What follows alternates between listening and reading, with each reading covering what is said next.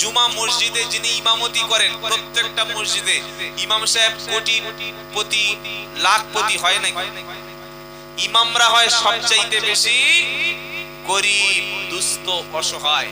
এই ইমাম যখন জুমার দিন খুতবা দিতে বসে, তখন খুতবা শুরু হওয়ার পরে কথা বলা হারাম নাজায়েজ। একজন সাধারণ গরিব ঘরের ইমাম, একজন গরিব ঘরের ইমাম ব্যক্তি যখন মঞ্চে চেপে বসেছে মেম্বারে, ডাক্তার, মাস্টার, উকিল, barrister, prime minister, MLA, MP ও 500 কোটি টাকার মালিক, ও অডি গাড়ি চলে এসেছে, মার্সিডিজ গাড়ি চলে এসেছে, ও ফেরারি গাড়ি চলে এসেছে, মসজিদের সামনে গাড়ি রেখে বলতে পারবে ইমাম সাহেব আপনি নিচে বসলে উপরে বসবেন? বলতে পারবে? আরে বলছেন না কেন? আরে ইমাম সাহেব খুতবা দিতে যখন মেম্বারে বসে গেছে, তখন যত দামি নেতা হোক, মন্ত্রী হোক, স্বয়ং রাষ্ট্রপতি আসলো, ইমাম সাহেবের খুতবার মাঝখানে চুপ, এই কথাটা বলার অধিকার নাই। কারণ কোরআন মানুষকে সম্মানের শ্রেষ্ঠ জায়গায় পৌঁছে দেয়। জোরে বলুন সুবহানাল্লাহ। আমরা যদি সম্মান ফিরে পেতে চাই, আমাদের হারানো মর্যাদা যদি পেতে চাই, বীর মুসলমান ধরওয়াল কোরআন, ফিরিয়ে আনো সেই হারানো সম্মান। এই পৃথিবীতে নেতৃত্ব তো আমরাই দিয়েছিলাম, সুবহানাল্লাহ বলবেন না? কি গো, রাজনীতি তো শিখিয়েছে মুসলমানরা। তাই কবি বলছে বীর মুসলমান ধরওয়াল কোরআন, ফিরিয়ে আনো সেই হারানো সম্মান। বীর মুসলমান ধরওয়াল কোরআন, বীর মুসলমান ধরওয়াল কোরআন, ফিরিয়ে আনো সেই হারানো সম্মান। সম্মান ফিরিয়ে আনতে চাই কি চাই না? মর্যাদা ফিরিয়ে আনতে চাই কি চাই না? যদি সম্মান আর মর্যাদার সঙ্গে বাঁচতে চান, কাপুরুষ হয়ে যদি মরতে না চান, যদি অন্য লোকের গোলামি করে না মরতে চান, এখনো সময় আছে। মাদ্রাসায় চলে আসুন, মসজিদে চলে আসুন, আলেমদের সোহবতে বসে যান, কোরআন যেখানে শেখাচ্ছে সেই মজলিসে বসে কোরআন পড়ুন, কোরআন বুঝুন, কোরআন অনুযায়ী জীবন যাপন করুন। পৃথিবীর শ্রেষ্ঠ সম্মানটা আল্লাহ আপনার জন্য বরাদ্দ করে রেখেছে। জোরে বলুন সুবহানাল্লাহ। কারণ কোরআন হচ্ছে সবচেয়ে মর্যাদার কিতাব। সুবহানাল্লাহ বলবেন না? আল্লাহ পাক বলছে ওয়া নুনাজ্জিলু মিনাল কুরআনি মা হুয়া শিফা ওয়া রাহমাতুল লিল মুমিনিন ওয়া লা ইয়াজিদুয যালিমিনা ইল্লা খাসারা। 15 পারা সূরা বানী ইসরাঈলের 82 নম্বর আয়াতে আমি আল্লাহ কোরআনটা মুমিনের জন্য করেছি শিফা। মুমিনের জন্য কোরআন হলো হেদায়েত, মুমিনের জন্য কোরআন হলো রহমত। এগুলো যদি আপনার ভালো লাগতো, বুঝতে পারতেন, তবে সুবহানাল্লাহ বলতেন। আসলে আমাদের মাথায় অন্য জিনিস ঘুরপাক খাচ্ছে। 364 দিনে যদি কেউ ওই মানে শাক খায়, শাক সবজি, ওর পেটে যদি খাসির বড় চর্বিওয়ালা গোশ দেয়, হজম করতে পারবে? কি বলছেন? আমাদের এই জলসাগুলো কিছু মনে করবেন না, আমাদের জলসাগুলো এখন যা হয় বেশিরভাগ কোরআন ছাড়াই জলসা হয়। কোরআন আর হাদিস ছাড়াই এখন একটা দামি বাঘের ঘটনা ধরলো, টান একটা মেরে দিল, শ্রোতা পুরো হা করে আছে, কখন বাঘটা ধরে খাবে।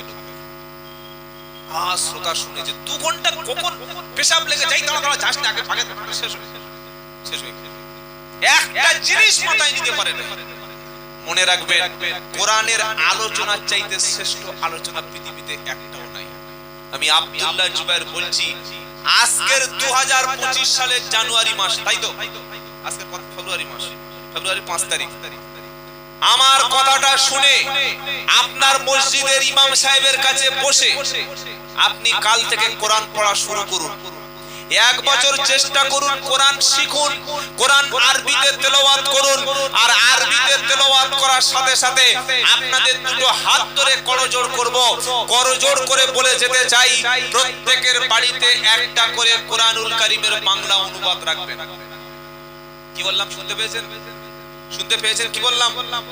একটা করে বাংলা কোরআন রাখবেন। আপনি যদি বাংলা পড়তে অপারগ হন, আপনার ছেলেটা মেয়েটা স্কুল ইউনিভার্সিটি কলেজে হাই স্কুলে পড়ে, মাগরিবের নামাজের পরে আপনার ছেলেকে আপনার মেয়েকে বলুন, মা তুমি কোরআনুল কারীম থেকে এক পৃষ্ঠা করে তেলাওয়াত করো, একটা পৃষ্ঠা বাংলা আল্লাহ কি বলেছে বাংলা একটু পড়ে শোনাও। আমি আব্দুল্লাহ জুবায়ের বলছি, প্রত্যেকদিন এক পৃষ্ঠা করে মাগরিব বা সন্ধ্যার পরে আল্লাহর কালামটা নিজের মাতৃভাষায় পড়ে দেখুন।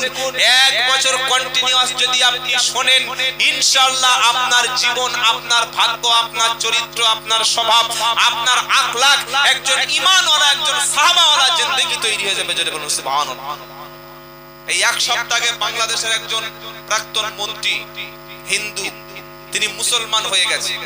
সাংবাদিকরা বললেন, আপনি কি দেখে মুসলমান হলেন? তিনি বললেন, আমি কোন মুসলমানের টুপি দাড়ি পাঞ্জাবি ওয়াজ শুনে মুসলমান হইনি। কারণ আমাদের ওয়াজের মধ্যে একে অপরের বিরুদ্ধে কাফের ফটো আছে না নাই? কি গো, জলসায় বসার উপায় নাই, ওই হুজুর কাফের, ওই হুজুর আসলে আমি যাব না, অমুক হুজুর আমাদের দলের না। এই যে ভাগাভাগি সাধারণ মানুষের মধ্যে কারা করছে? কারা করছে ভাগাভাগি?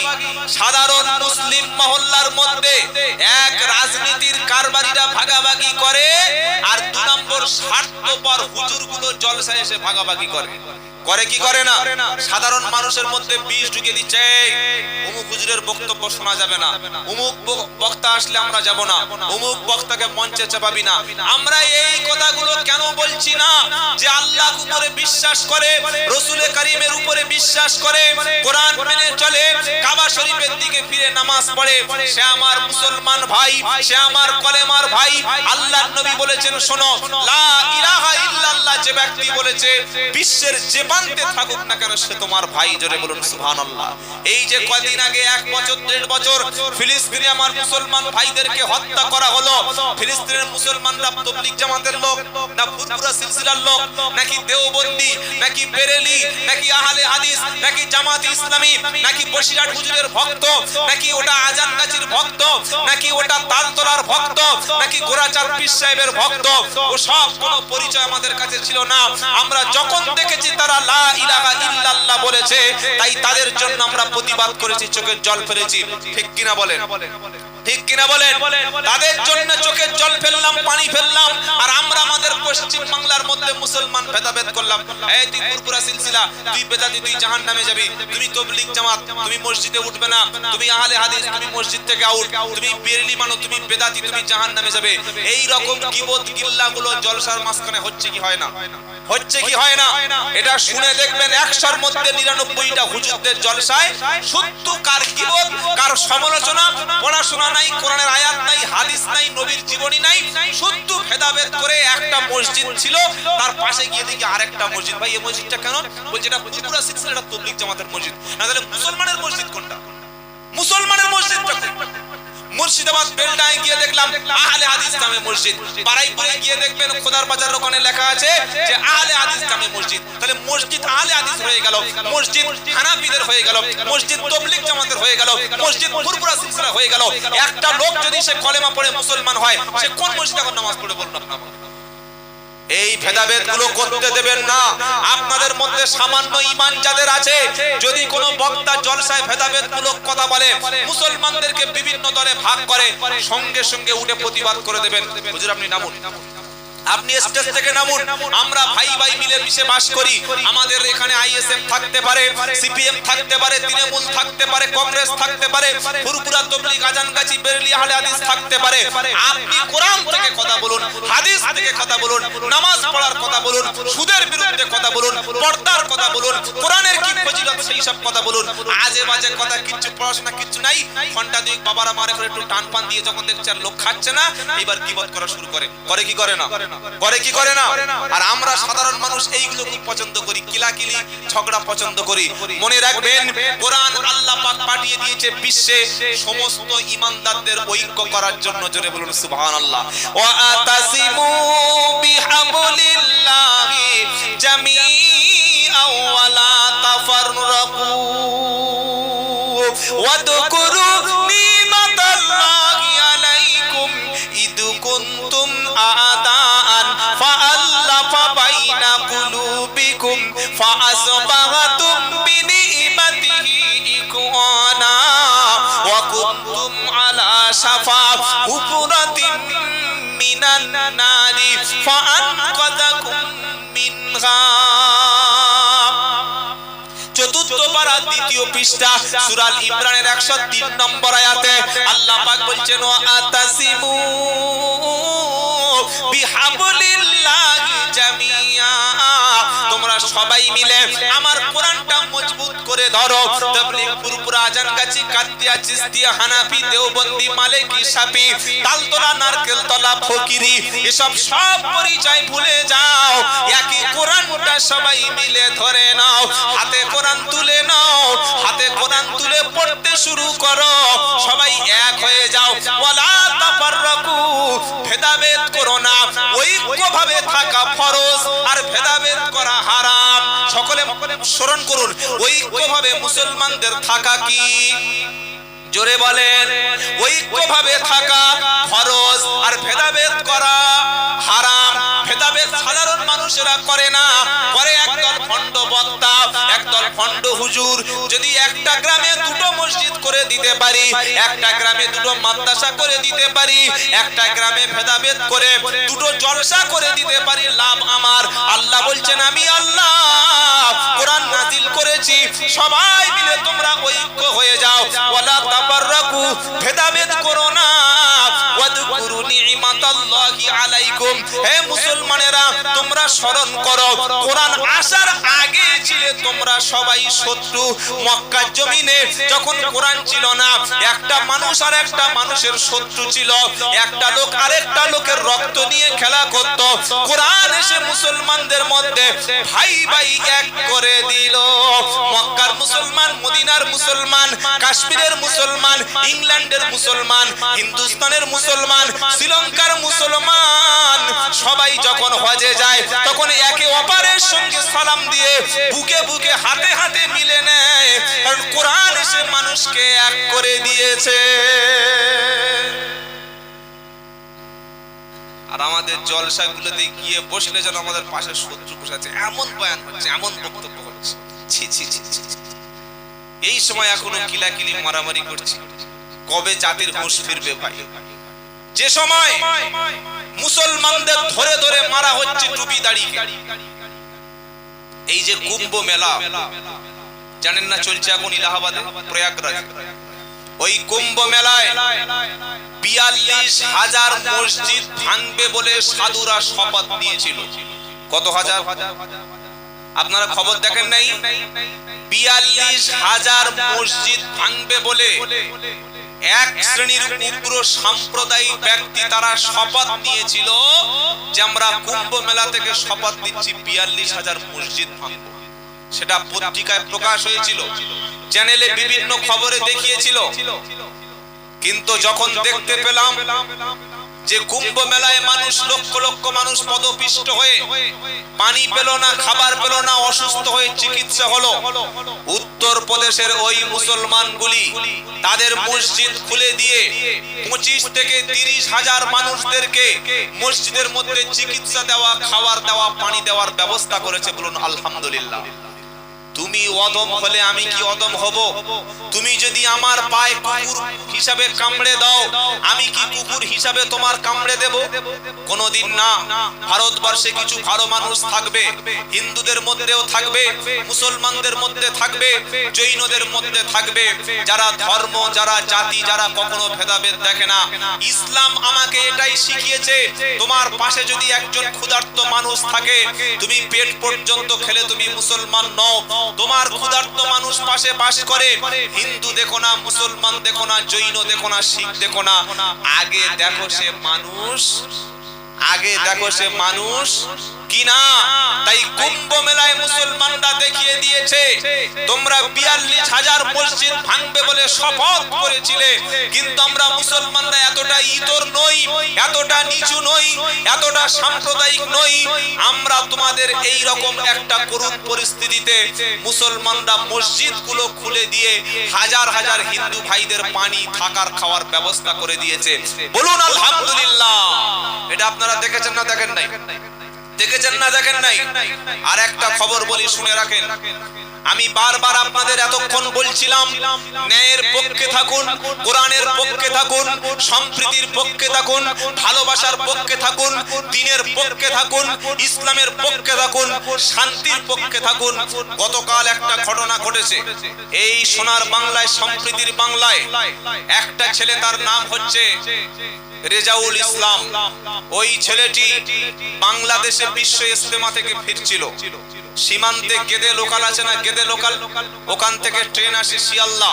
রানাঘাট ট্রেনটা ঢোকার মুখে আমাদের এই শান্তির বাংলায় যারা হিন্দু মুসলমান দাঙ্গা চায়, যারা মসজিদ মন্দিরকে লেলিয়ে দিতে চায়, যারা ফায়দা নিতে চায়, ওই রকম 10-12টা সাম্প্রদায়িক দেশ বিরোধী, যাদের জন্মের ঠিক আছে কিনা ডিএনএ টেস্ট করলে বোঝা যাবে, যারা এই দেশে দাঙ্গা করে ক্ষমতায় আসতে চায় বাংলায়, এই রকম 10-12টা অশান্তির ছেলে, তারা আমার ভাই রেজাউল ইসলামের মাথায় টুপি ছিল, মুখে দাড়ি ছিল। টেনে তাকে বলতে লাগলো, তুই বাংলাদেশ থেকে দেশে এসেছিস। মারতে মারতে তার মাথাটা ঠুকে দেওয়া হলো, দাড়ি টেনে ছিঁড়ে নেওয়া হলো, রুমাল কেড়ে নেওয়া হলো। মাথার টুপিটা মনে রাখবেন মুসলমান, এই টুপিটা ফুরফুরা শরীফের পীর সাহেবের নয়, আজান গাছির টুপি নয়, তবলিগ জামাতের টুপি নয়, বেরেলির টুপি নয়। সে লম্বা হোক, গোল হোক আর 5 কলা হোক, এই টুপিটা স্বয়ং মুহাম্মদ সাল্লাল্লাহু আলাইহি ওয়াসাল্লামের টুপি। জোরে বলুন সুবহানাল্লাহ। এই বিষয়ে কারো কোনো সন্দেহ আছে? তবলিগ ভাইরা হয়তো লম্বা টুপি পরে, ফুরফুরা সিলসিলার মানুষ গোল টুপি পরে, বেরেলি ভাইরা একটু উঁচু টুপি পরে, জামাত ইসলামের ভাইরা একটু উঁচু টুপি পরে। কিন্তু এই টুপিটা কোনো দলের টুপি না, এই টুপিটা হলো কার টুপি? জোরে বলেন, মুহাম্মদ সাল্লাল্লাহু আলাইহি ওয়াসাল্লামের টুপি। সেই টুপিকে ওই সাম্প্রদায়িক 10-12টা লোক আমার ভাইকে ট্রেনের মধ্যে মাথায় টুপি খুলে পায়ে দিয়ে মারিয়ে তাকে মেরেই ফেলে দিচ্ছিল, তাকে শেষ করেই দিচ্ছিল। কোন রকমে জীবনে বেঁচে এসেছে। সোশ্যাল মিডিয়া খবরটা সব জায়গায় ভাইরাল, 2-1 দিনের মধ্যে আপনারা দেখতে পাবেন বিভিন্ন চ্যানেলে। এটা তো গুজরাট না, এটা তো বিহার না, এটা তো শান্তি সম্প্রীতির বাংলা। এর কয়েকটা কারণ আছে। 1 নম্বর কারণ হলো আমাদের দেশের টিভি চ্যানেলগুলো 24 ঘন্টা যেভাবে বিষ উদ্গার করছে, খালি মুসলমানদের বিরুদ্ধে, ইসলামের বিরুদ্ধে, মাদ্রাসার বিরুদ্ধে, জঙ্গি বলে, বাংলাদেশি বলে খেপিয়ে দিচ্ছে। আজকের অমুসলিমদের মনে এই বিষটা ঢুকিয়ে দিয়েছে, মুসলমান মানে বাংলাদেশি, দাড়ি মানে বাংলাদেশি, টুপি মানে বাংলাদেশি, মাদ্রাসা মানে জঙ্গি ট্রেনিং দেয়া হয়। যখন তোমার মাথার টুপি ধরে টানবে, যখন তোমার মুখের দাড়ি ধরে টানবে, যখন পাঞ্জাবি তোমার ছিঁড়ে ফেলবে বাংলাদেশি বলে, তারা দেখবে না তুমি তবলিগ কিনা, তারা দেখবে না তুমি হিজবুল্লাহ কিনা, তুমি ফুরফুরা পীর সাহেবের মুরিদ নাকি বসিরহাট হুজুরের মুরিদ, নাকি আজান গাছিতে যাও, নাকি তুমি বেরেলি শরীফে যাও, এটা তারা তোমার দেখবে না। তারা দেখবে তুমি মুসলমান। সেই কাণ্ডটা তারা ঘটিয়েছে। এর জন্য 1 নম্বর দায়ী হচ্ছে সাম্প্রদায়িক টিভি চ্যানেল, আর 2 নম্বর দায়ী হলো আমাদের দেশের, আমাদের রাজ্যের সাম্প্রদায়িক কিছু নেতা, যারা 24টা ঘন্টা মুসলমানদের বিরুদ্ধে বলছে। সুতরাং এই টিভি চ্যানেল থেকে আর রাজনৈতিক নেতাদের থেকে দূরে থাকবেন। কেন আমরা প্রতিবাদ করব? আজকের আমার রেজাউল ভাইয়ের সঙ্গে এই ঘটনাটা ঘটেছে। আগামী কাল ট্রেনে যাবেন, আপনার দাড়ি ধরে টুপি ধরে টেনে হিসিয়ে ট্রেন থেকে মেরে ফেলে দেবে। আমি বলবো ও ফুরফুরা সিলসিলার লোক, ও মেরে দেয়, কিছু বলিস না। ও তবলিগ জামাতের লোক, ও একটা কমে যাক, ও একটা বেরেলি, একটা মরে যাক, ও একটা আহলে হাদিস, ও একটা মেরে ফেলে দিক, এটা আমরা বলবো? এ ভাই বলছে না কেন? এটা আমরা বলবো। আমি অন্তরস্থল থেকে প্রতিবাদ করি ওই ভাইয়ের জন্য।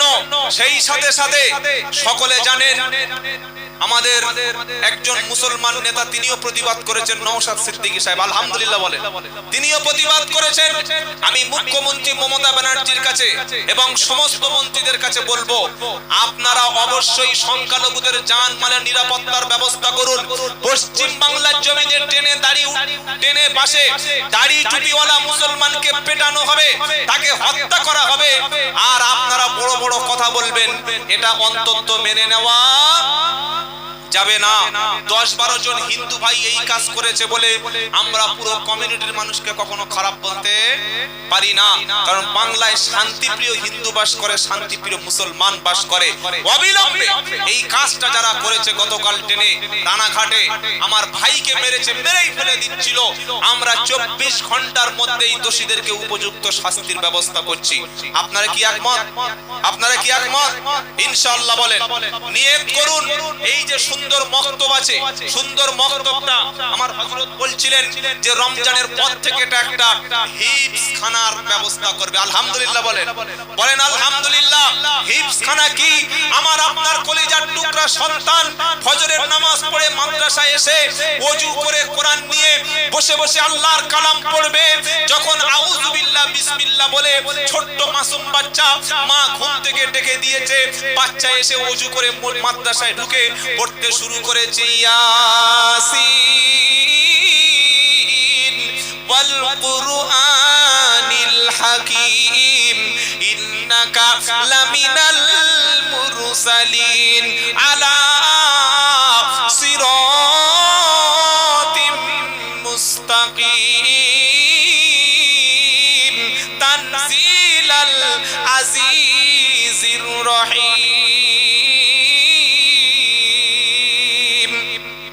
ছোট্ট বাচ্চাটা হাফেজে কোরআন হবে বলে বাপের কাছ থেকে উঠে এসে মায়ের কোল থেকে 8 বছরের 10 বছরের বাচ্চাটা আদর পায়। সেই রকম ছোট বাচ্চা ঘর ছেড়ে, মা ছেড়ে, বাবা ছেড়ে মাদ্রাসায় এসে যখন কোরআন শেখার জন্য বসেছে, আমার আল্লাহ বলে ফেরেশতারা, যে মা তার সন্তানকে হাফেজ করার জন্য, আলেম বানানোর জন্য কোরআনকে ভালোবেসে মাদ্রাসায় পড়িয়েছে, পাঠিয়েছে, ওই আব্বা আম্মার জীবনের সমস্ত গুনাহগুলি মাফ করে দাও, আর ওদের জন্য আল্লাহর আসমানের ফেরেশতারা রহমতের দোয়া করবে।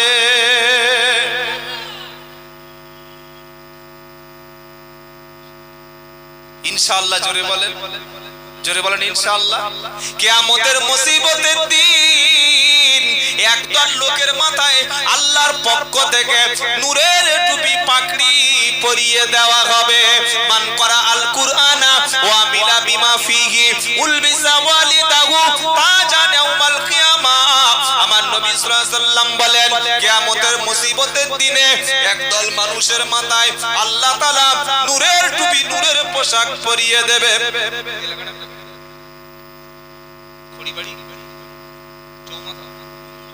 চৌমুহা খড়িবাড়ির মানুষ বলবে, রব্বানা, ওই লোকটা কি এমন আমল করেছিল, ওর মাথায় নূরের টুপি কেন, আমার নূরের টুপিটা কোথায় গেল?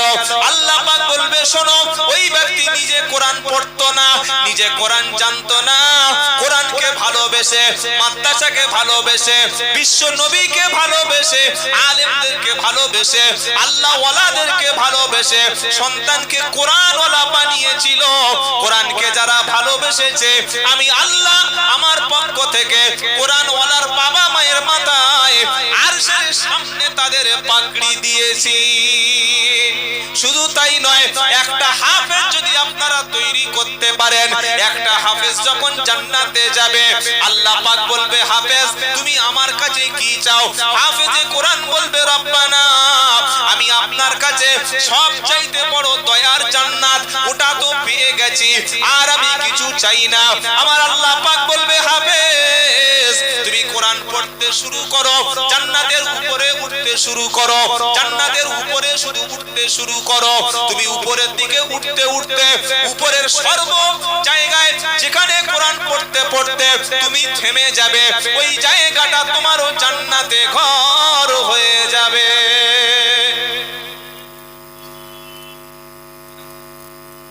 গোপন একটা দান মাদ্রাসার জন্য, কোরআনের জন্য একজন আল্লাহওয়ালা ভাই গোপনে 5001 টাকা দিয়েছেন। নারায়ে তাকবীর।